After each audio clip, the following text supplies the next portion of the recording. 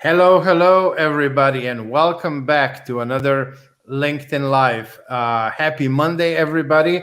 And before we start, just a quick a reminder, if you want to watch the replays of past interviews or this one, go over to YouTube, type in my name or Fail Coach. You'll find my channel. It's growing super fast. We are now at 120-ish people.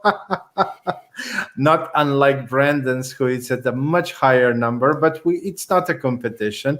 But yeah, while you're there, feel free to subscribe. But we are here for a reason, and we have an amazing guest today. I mean, I know that this one is going to be an absolute hoot. So, Brenden, welcome to the show. It's so lovely to have you here. And if you don't mind introducing yourself a little bit to the audience. Of course, and the pleasure is all mine. So I'm looking forward to this conversation. So hi everyone, my name is Brenden Kumarasamy. I'm the founder of MasterTalk, and I help ambitious executives and entrepreneurs become top 1% communicators in their industries. And to Mia's point, I also have a YouTube channel under the same name. I've been growing that YouTube channel that is also called MasterTalk for the last couple of years. So yeah, excited to be here, Mia, and looking forward to it. Perfect. Short, quick and short and to the point. That's how I love them. Well, Brenden, top number one communicator. Let's start with what is communicator and what separates good versus bad communicators. Let's start there. Yeah, absolutely. So there's a lot of things there, Miha, to unpack between top 1% communicators and everyone else. But let's start with the first one, which is goal setting. So I'm sure a lot of people who are listening right now have many types of goals because everyone's an executive, everyone's a leader. You're very senior in your organizations and the companies that you lead. So you might have financial goals, business goals, health goals, family goals, relationship goals. But how many of you have communication goals? 99% of the people I speak to that I coach don't have a single communication goal. So that's the first thing that 1% communicators have that everyone else doesn't, is they have clear direction on how their personal goals relate to how they need to communicate. So I'll give you an easy example of this. Let's say you're a vice president at a company and you want to be a CEO of that company. Well, are you watching what that CEO is doing from a communication standpoint? Are you investing at least an hour of your time every week, watching their keynotes, watching their interviews, understanding what your gaps are and filling them? That's one thing that the 1% do. I love how you start with foundations. So starting like a step prior than just, okay, I'll turn on my camera and I'm just going to start, I don't know, doing LinkedIn Lives or YouTube channel or just something. But you start with, setting clear intention and a goal and making communication your top priority. Now, let's stay with the foundation a little bit and because I love this topic. Why would a leader, a senior leader, a CEO, or an entrepreneur want to be? I mean, it should be obvious, but let's unpack that one as well. Why they should even put that as a huge priority on the list and start setting goals around communication. Absolutely. And it's an important question to ask, right, Miha? In the sense that many of the leaders I speak to, and I'm sure you get the same as well, is, well, Brenden, I have 7 other priorities, 7 other projects, 7 other meetings. I can't make communication the first one. But here's the thing we need to understand as leaders is that communication is everything. The way you show up in meetings, the way you show up on RFPs and sales calls, the way you show up to the people that you manage. Because as you become more and more senior in a company, vice president to SVP, in that transition, you're not just communicating things to do to the people that you're managing, you're inspiring them to stay at this company and not another one. Because your best people can immediately get hired into any other company. So why are they working under you? So it's important for you to understand that everything that you communicate is an indicator of your personal brand. because personal brand is communication. And the way that you talk to your people is your number one priority. And we ask every CEO, I mean, everyone's done studies on this, McKinsey, Deloitte, you name it. What's every CEO's number one priority? And they always start with people. If we don't have the right people in our organizations, we can't be successful. But I would also add my own thought leadership there, which is if we don't know how to communicate correctly to our best people will go somewhere else. And that's why, to the people who know John Scully's famous story with Apple, John Scully was Pepsi CEO, right? He was super successful, and Steve Jobs convinced him to come work for Apple. So why did Scully leave a multi-million dollar salary to go work for Steve Jobs? Because of Steve's vision. And that's what the people at the top have that managers don't, which is visionary leadership, but also visionary communication skills. I absolutely agree with you. And whenever I'm asked about, storytelling and communication, because I often do emotional intelligence coaching for leaders and so on, and most of that is really how you communicate and what you communicate. And most often it's not really what you say, but how you say it. And yeah, Steve Jobs was always somebody that I really studied, his appearances on keynotes and everything, how he is able to communicate things. And he was always a great inspiration for that. But Brenden, an interesting thing here, and I would like to dive into that a little bit more. When we mention the term communication or communicating, very often I think people start thinking about, okay, showing up at the press conference, or maybe with clients, maybe doing a PR thing for a newspaper or going on television. But what you talk a lot about is that internal communication, which it's super, super important, because yes, people are more and more and more vital part of any organization, not less. But it's so easy for leaders to miss that step and really focus on the outside and not internally. So I really, really love how you mentioned that. And well, when it comes to communication, we can definitely pair that with emotional intelligence, and empathy and servant leadership and so on. So I would just love for you to dive a little bit deeper and maybe give us some basics on how do we approach it, what do we plan, how do we go about it, maybe some easy tips and tricks that anybody can do tomorrow, to start being better, or maybe a book they can read, or a video they can watch, or your YouTube channel. So yeah. Yeah, I'm happy to share, Miha. So I'll give you 3 easy tips that anyone on this call can implement immediately right after this is over, or during. I'd actually prefer if you did it during, because most people listen to a podcast or an interview. They listen to the information, but they don't implement it. And I'm really big on implementation. So here are 3 easy things. Number 1 is, how do we create goals that are inspiring for our communication? So here's what I recommend all of you do. Take a sheet of paper, take a phone, a notepad, whatever you're comfortable with, and write down 3 speakers that are super inspiring for you. And I want you to dream big. This could be Steve Jobs, Michelle Obama, pick anybody. Or if you're somebody who's an executive at a company, 3 executives that you admire that are above you or equal to you at your company. And write down 1 strength and 1 weakness that each of these speakers have, and spend a week studying each of them. So let's say Steve Jobs is on that list. Spend a week and commit 20 minutes a day or 10 minutes a day just watching one of his interviews and really paying attention to how Steve is communicating. That's the easiest thing anyone can do. The second thing is called the random word exercise that I'm happy to demonstrate if you'd like, Miha. But essentially what it is, yeah, we can do this a bit later. And the random word exercise is where you pick a random word, any word.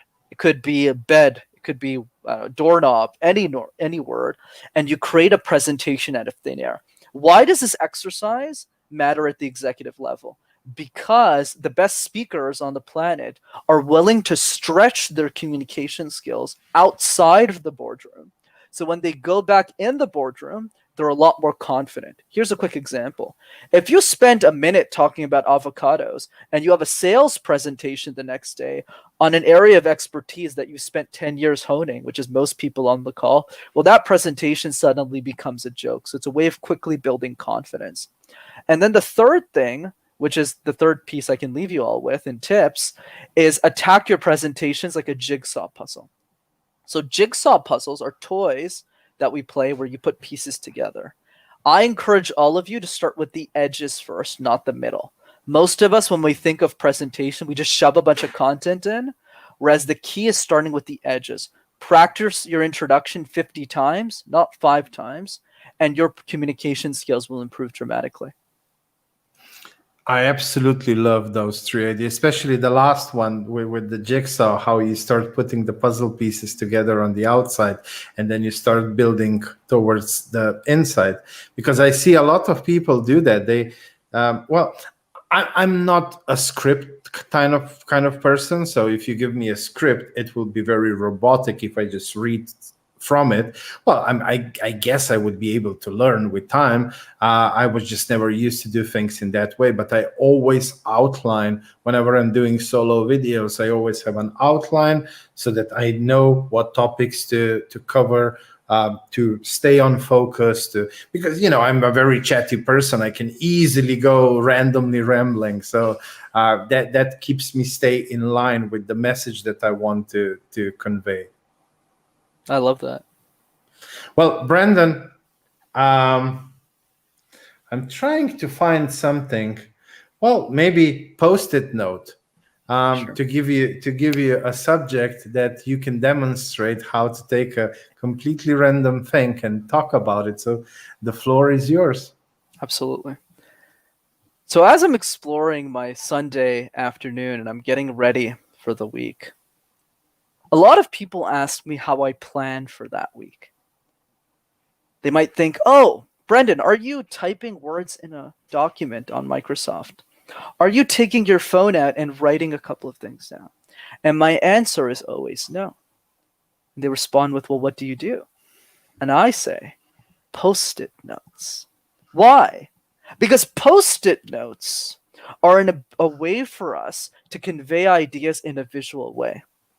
Every great invention and idea, so many of them, started with Post-it notes. Even the invention of Post-it notes that was pioneered by 3M was a complete accident, where one of the employees in the company was trying to invent something else and accidentally created one of the best tools that the best innovators use to bring their ideas to life. So the next time you look at a Post-it note, don't just see it as a piece of paper. See it as a way to revolutionize the way you do business and the way that you change your industries for the better. That was absolutely amazing. No, absolutely amazing. Well, that is a very, very good thing to just practice with random stuff. Well, Brenden, let me ask you another thing. So my audience is very international. They span all the way from Australia to Canada to Latin America, Africa, Europe, and so on. And most of the communication nowadays, especially if you're on the international market, is in English. That's de facto language that you have to use. And I see that a lot of non-native people struggle with, how to, well, I mean, they have even more fears because of the lack of vocabulary. I mean, look at me. English is only my third language. That doesn't stop me, but you can see that I lack some vocabulary, that I lack some grammar. I do have a little bit of that, Russian mobster accent. So I'm not from Russia, but the accent's there. So do you have any specific advices for people who are not native to English and who want to be better at communicating? Of course. So let me start here, and I'm glad you brought this up, Miha. I understand the struggle. I'm actually fluent in 3 languages. I speak French, English, and Tamil. And I grew up in a French education system, even if I didn't know French. So my whole life, from the ages of 5 all the way up to 16, not only was I uncomfortable with presentations, I had to present in a language I didn't even know. So allow me to start with empathy. I've been there, I've been through those challenges, and I hope these tips help you in the same way they helped me. To Miha's point that I want to reemphasize because he's absolutely right on this, the difference between your first language and your second language has nothing to do with intelligence, but rather, to Miha's point, vocabulary, and I would add culture. Vocabulary and culture are the biggest differences between your first and your second language, and that's it. What does that mean? That means something that you know in your first language, let's say that first language is Mandarin, it's French, it's Cantonese, anything. You know what that saying is, that quote, that special sentence in your first language because you're immersed in the culture, but it doesn't translate well in your second language. So, what are a couple of things that you can do to skyrocket your communication skills? Number one, for a presentation you know you have to present in 2 weeks, first write the speech in your first language, not your second. So let's say your first language is Mandarin and your second language is English. I want you to write it in Mandarin first. Why? Because you understand the culture and you understand the vocabulary really well there. That's one. Then number two is translate that script into the language you need to speak it in, which is English in this case. So you take a Mandarin script, you go ahead and translate that to English. Number three is what I call the vocabulary test. Practice that script to people whose native language is English. So let's say you're practicing for this English presentation, you transfer it from Mandarin to English, and then you present that presentation to me, and I fix your vocabulary. I do this with a lot of my clients. I go, fix this, fix this, fix this, fix this. And then but you don't need a coach for this. You can have a friend of yours do this. Just make a video, send it to your friend, and then they'll fix your vocabulary for you. And that's how I've keynoted successfully in French. Even if French is my second language, I still do that to this day. I just spend a lot less time doing it than I used to. Okay, that's some really good, solid advice. Well, Brenden, with communication, we have, empathy, transparency, authenticity, vulnerability. How important, because some of those words are,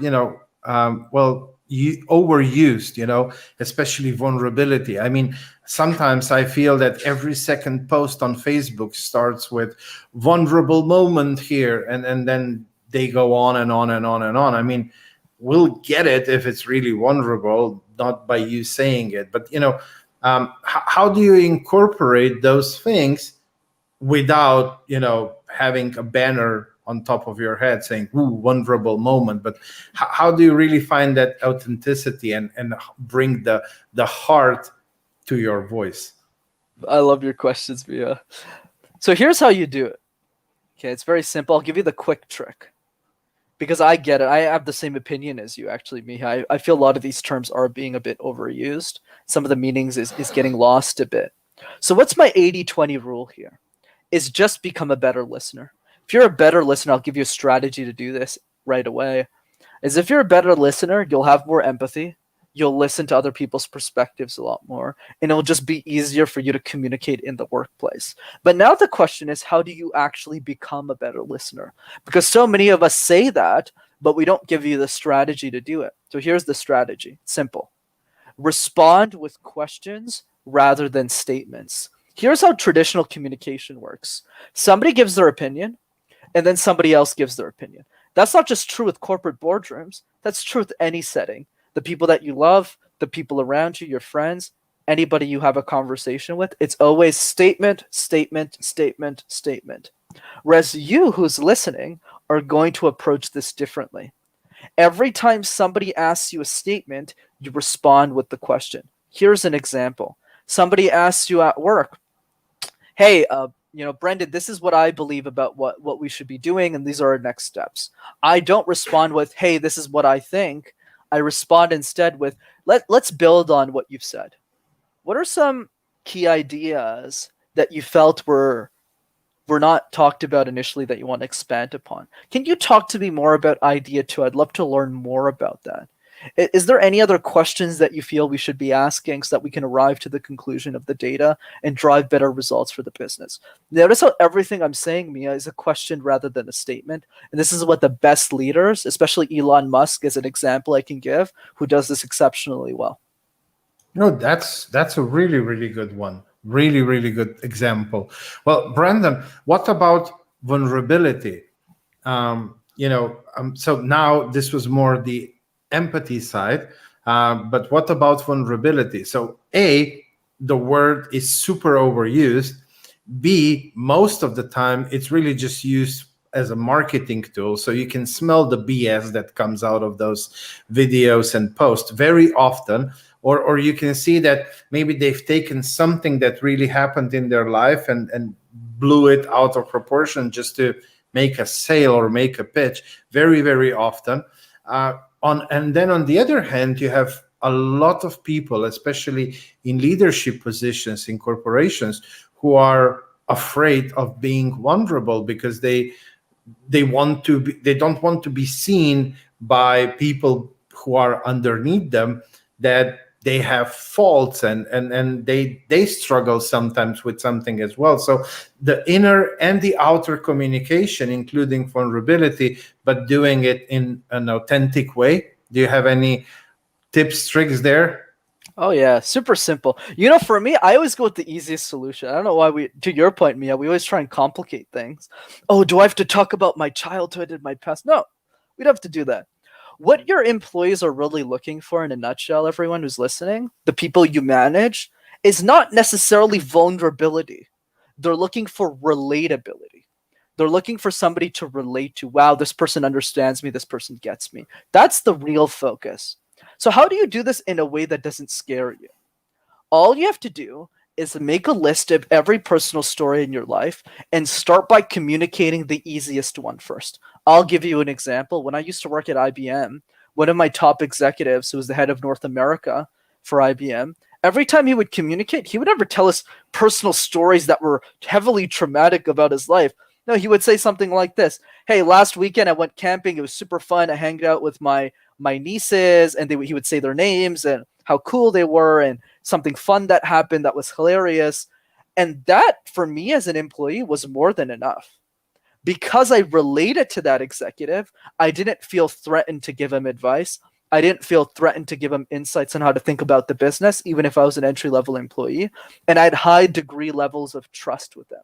And notice how the story is simple. He's not jeopardizing his reputation. He's not scaring off his employees, and he still is the authority figure within the company. So this is my easy win for executives who are just getting started with vulnerability, is remove that word, or rather replace it with relatability. What are some easy things I can communicate to my staff that make them feel more relatable to me? Is it the pancake that I forgot to turn in the morning? Is it a dog that I have?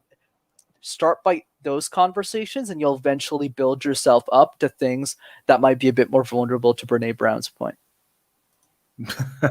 Brenden, you are like just a gold mine of value bomb. Value bomb. No, and I love that you have such easy and simple tips, tricks that literally, I mean, anybody, I mean, I'm gonna, like, once we are done with this, well, I'll have to take my doggies out, but then, or in the morning with my coffee, I'm gonna re-listen to this and just make a few notes, because I've learned quite a few different things, and the way you communicate them is really amazing. I mean, well, you are the person who's teaching others about communication, so how did you, like, you just mentioned that you worked at IBM and so on. How did you fell into the whole I'll help people how to communicate better industry? Absolutely. It was a bit by accident, Miha. So what happened was, when I was in university, I went to business school with the sole objective of getting a job in management consulting. That's all I wanted. Get a job at IBM, or a McKinsey or a Bain. That was really the focus. And in university, if you want to get jobs at these top companies or one of the investment banks, like the bulge brackets in the US, the focus was really on these activities called case competitions. And what a case is in a nutshell, for those of you who don't know what that is, you essentially present a business problem to a company of a board of directors, executives who then judge you based on those solutions. But the reason most of us competed in these competitions was to get the top jobs at a university. So most of my friends do work for those companies because we did these competitions. But here's the thing, Miha. I was the speech coach for those people. Because after I got really good at these competitions, I wanted to coach the next generation, but we couldn't afford a communication coach. So I got really good at coaching others at a really young age, so that after I joined IBM's consulting division and I started climbing up the corporate ladder, I realized that there was a big need for communication, especially for those who couldn't afford me. So I started making free YouTube videos, and eventually many executives at the C-suite started messaging me privately saying, "Hey, I want your help. You're really good at this. I like your insights."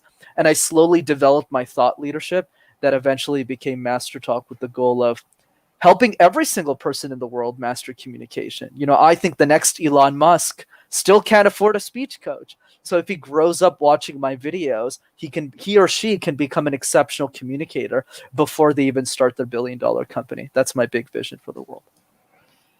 No, you are really goddamn good about it.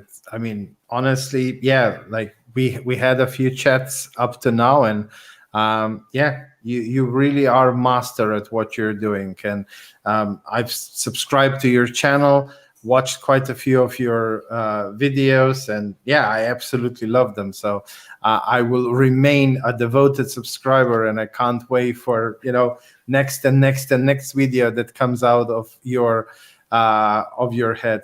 Well, Brenden, we are coming to a close, so I still have two important questions to ask you. But yeah, I we could just keep talking, and yeah, I love the little bombs that you're dropping, the value bombs. I really do. Sounds like I'm dangerous or something. No, it sounds like you're very valuable, which you absolutely are.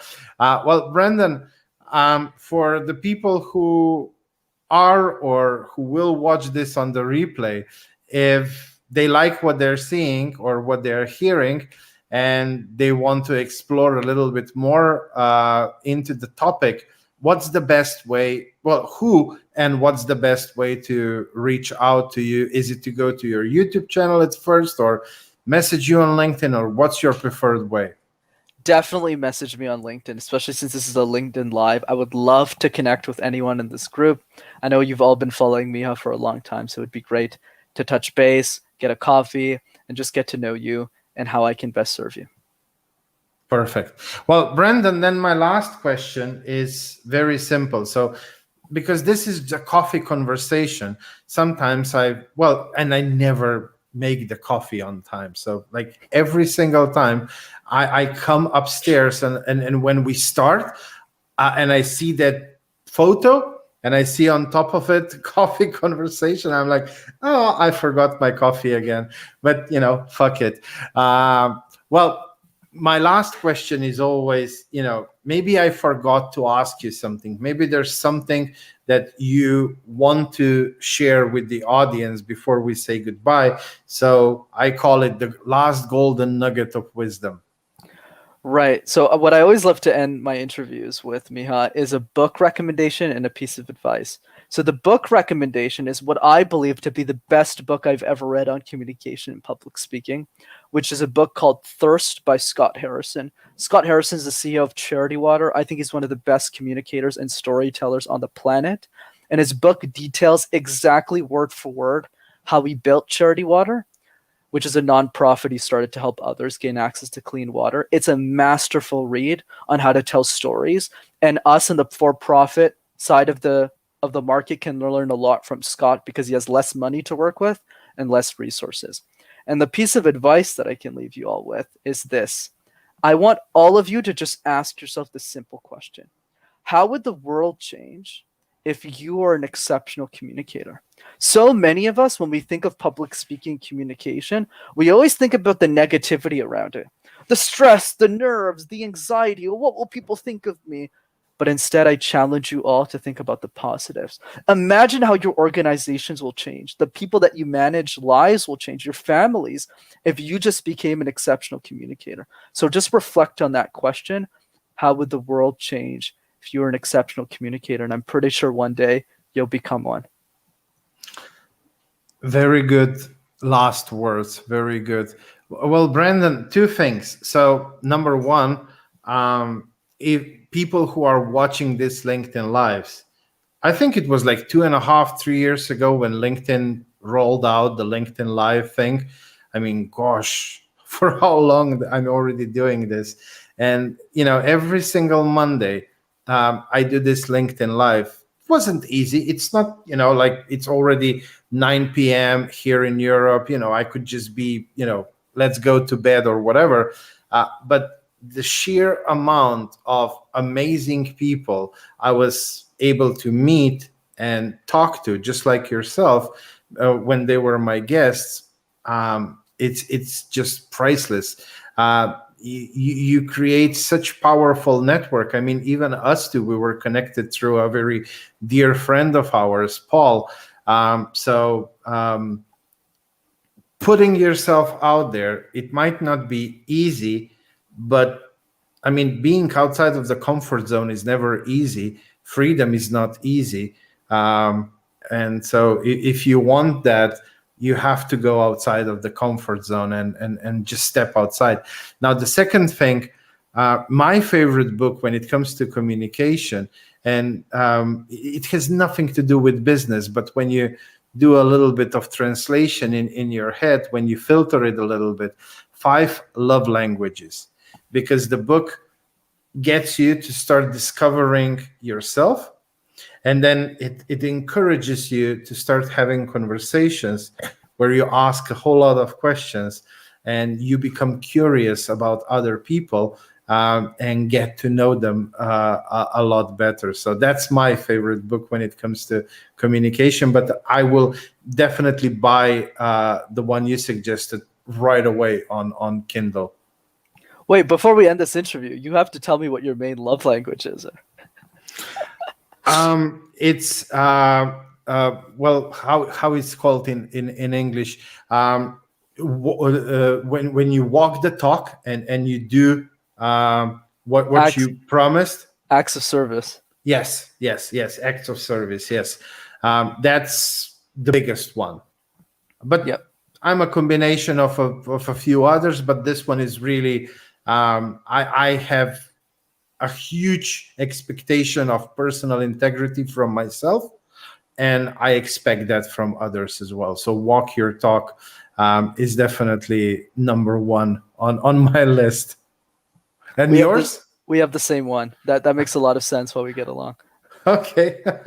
Well, Brenden, it was absolutely amazing having you as a guest. It's really sad that we have to say goodbye for now, but I'll bring you back. No, I definitely will, because I know that there's a whole bunch of other hidden gems that we haven't even touched upon. And I would really love to continue this conversation. But we try to keep it at 30-ish minutes because most people watch the replay. And then, if you see that you have to watch through an hour and a half video, you don't even start. But this way, more people watch it. Of course. Well, Brenden, thank you so much. I really appreciate you for who you are and what you do and everything that you brought to the table. And I wish you nothing but all the best on your journey. Likewise. Thanks so much for having me. Take care. All right, ladies and gentlemen. So this was Brenden. And yeah, he was just dropping bomb after bomb after bomb, the value bombs. And the examples that he gave are just so. I love the simplicity that he brings to the table, not making things difficult and hard to understand and complicated, but it was really just so stupidly simple that anybody can really understand what he was talking about. So I encourage absolutely all of you If communication is something that you struggle a little bit with, and we all know how important it is. I mean, if you've been following me for any amount of time, you know that I'm all about the soft stuff, and communication is the biggest part of that. Then yeah, reach out to Brenden, have a chat with him, and I'm sure you guys can find a way to enrich each other's lives. With that said, next Monday we are back with another interview. Have a lovely rest of the week. Happy Monday once again. And I'll see everybody again next Monday. Bye.